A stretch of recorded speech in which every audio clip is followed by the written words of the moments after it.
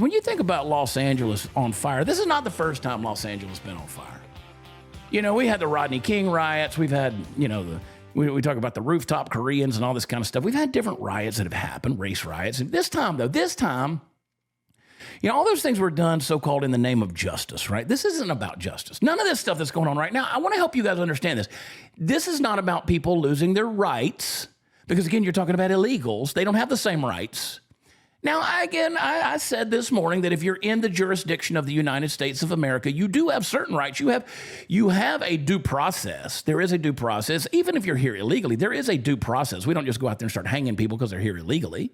There's a due process to the law, even if that due process is deportation. But this isn't about rights. What's going on out there is about, and I want you to hear me closely, this is about identity. More specifically, it's about the total collapse of identity.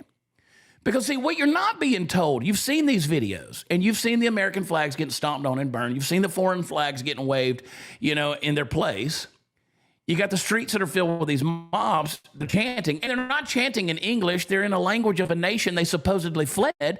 So that's not a protest. I'm going to tell you what it is, and people don't like this word, but this is what it is. It's tribalism. It's tribalism. This is what happens when people come to America, but they never actually arrive.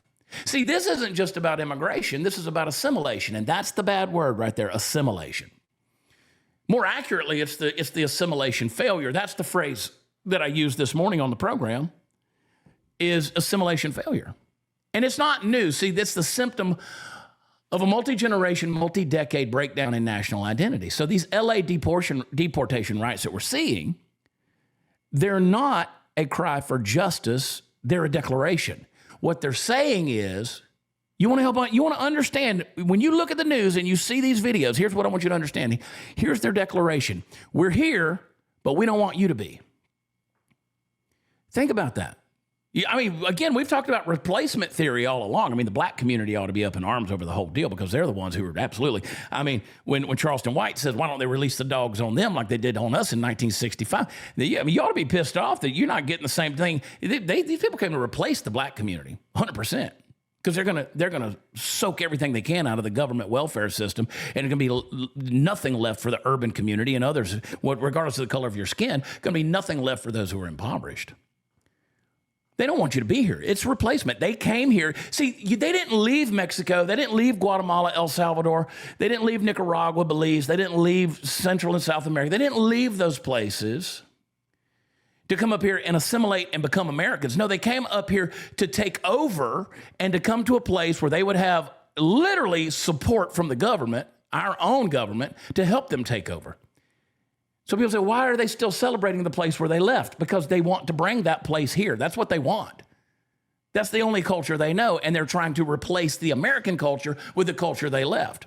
They're trying to bring it here. Now, who do you have to thank for that? The architects of the collapse of America, there's threefold. I'm going to give them to you. You ready? Are you ready? You're taking notes? Everybody ready? There's a three-chord strand here. Academia, the media, and the progressive machine. I'm going to say it again. Academia, the media, and the progressive machine. Now, you pull back the curtain. You're going to see that three-headed monster every time. That's what birthed this moment. You talk about academia, the schools out there, higher education, the temples of Marxist thought, where American identity is treated like a disease, where some pinhead that's tenured for 30 years in an academic bubble and has pushed papers around on his desk and taught young students, brainwashed young students, never tested his weird-ass theories in the real world. These professors, they are out there preaching to your kid, and you're paying them good money. They're preaching that patriotism is toxic. They're telling your kid that Western civilization is oppressive, that lived experience outweighs shared truth. Oh, boy, I just want to smack Oprah with her whole your truth, my truth, live your truth. Dear God in heaven, if there is one thing I could eradicate from the English language is the phrase, my truth and your truth. There's either truth or there's not truth. It's either true or not true. This whole lived experience, oh, well, I have to live the expression of my life. Shut up. You are not the standard by which reality exists. None of us are. That's what academia is trying to teach these kids, though. We've all been brainwashed by it because of the repetition of the garbage. But then you got the media, the propaganda outlets that are disguised as journalism. So when Moran with ABC comes out there and talks about how vile and, what a horrible satanic person Stephen Miller is, and then they suspend Terry Moran from ABC, and everybody's like, I'll never watch ABC again. So much for free speech. No, you guys said literally 50 years ago, so much for journalistic objectivity, and you just bought into op-ed pieces. He doesn't have a right to say those things about Stephen Miller and then come out later on and try to pretend like he's objective in the pieces that he puts out there and calls journalism. Propaganda outlets, they defend riots like this as expression. That's why they come out and say mostly peaceful. That's why they call them peaceful riots or peaceful protests, I should say. Because to them, they're not riots, they're just human expression. And they're elevating grievance over gratitude. They never ask the people that flee these broken countries. They never ask why they flee them, and they come here just to import the same chaos. These people aren't journalists. They're not asking the right questions if they are.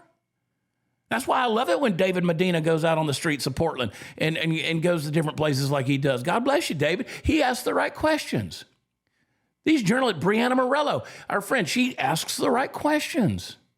Sarah Gonzalez, when she goes out there and puts herself in the middle of the perversion of this Pride Month bullshit, she's asking the right questions.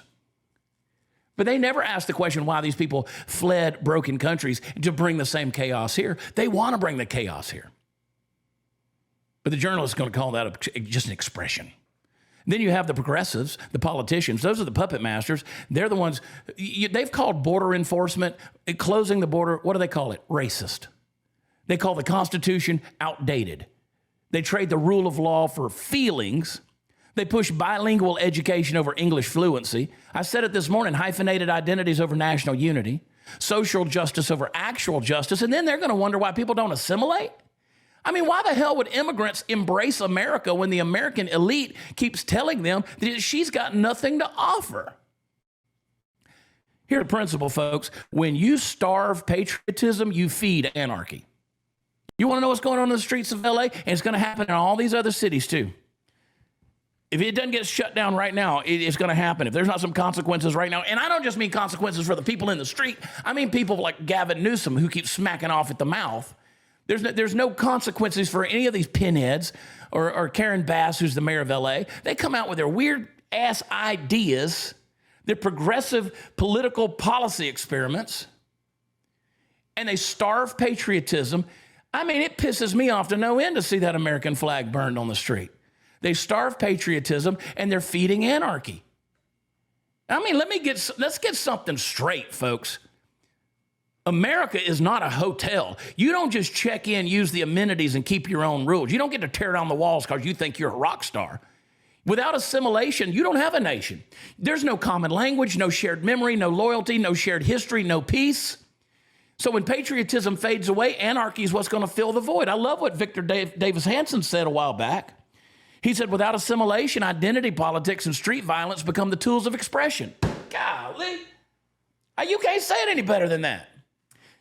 Do you understand that in the last 10 years, they literally, especially under the Biden administration, Victor Avila, former ICE agent, our friend Victor Avila, he told me on my show there when it was on The Blaze, he said, you can't even write the word assimilation at the border anymore on a card when these people come across. When you're vetting them, when you're looking at, you can't write the word assimilation because it became a non-usable word under the Biden administration. I love what Hanson said. Without assimilation, identity politics and street violence becomes the tools of expression. And we're seeing that right now. Vivid, high-colored definition, baby. It's chaos. And you know what the consequences of that type of compassion without culture is?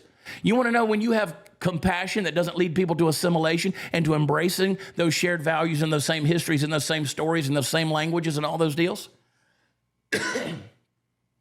You get these riots that aren't just some grassroots movement. They're a blowback from decades of progressive policies.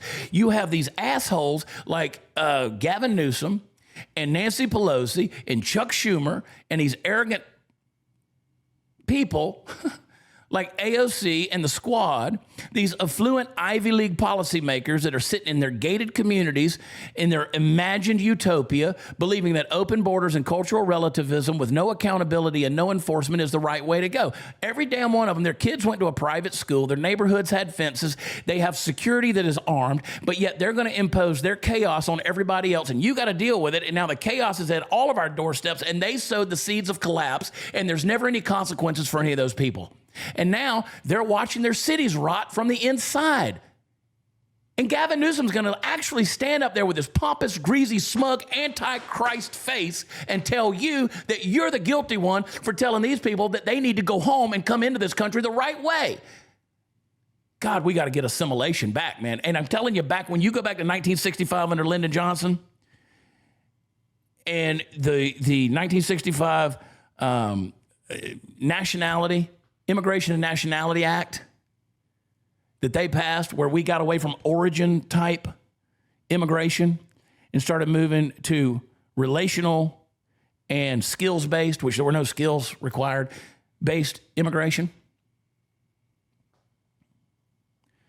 Insane. We went from having 85% of people who were here immigrating that were from countries that could actually assimilate to American values because they were coming from a place that was very close to our values already. And then we went, after 1965, to 85% of the people coming from a place where they had no shared values whatsoever. Why in the hell do you think they're building epic cities and trying to bring in Sharia law in places like Texas? Why the hell do you think they're doing it? Because they can. Because we've been lied to, and we've lied to ourselves and said, well, we can't talk about things like tribalism. We can't talk about provincial. We can't talk about being, separation. We can't talk about borders. We can't talk about enforcing our laws. We can't talk about enforcing one language. We can't do those things because all those things are racist, and I'm not racist. Look, I got a black friend. Shut the fuck up. I mean, seriously, stop apologizing for yourself for telling the damn truth. America is worth assimilating into. Not because we're perfect, but because we offer something better than what the other people out there are fleeing. We offer freedom, we offer law, we offer opportunity, we offer the right to rise based on character, not caste. Try that in India.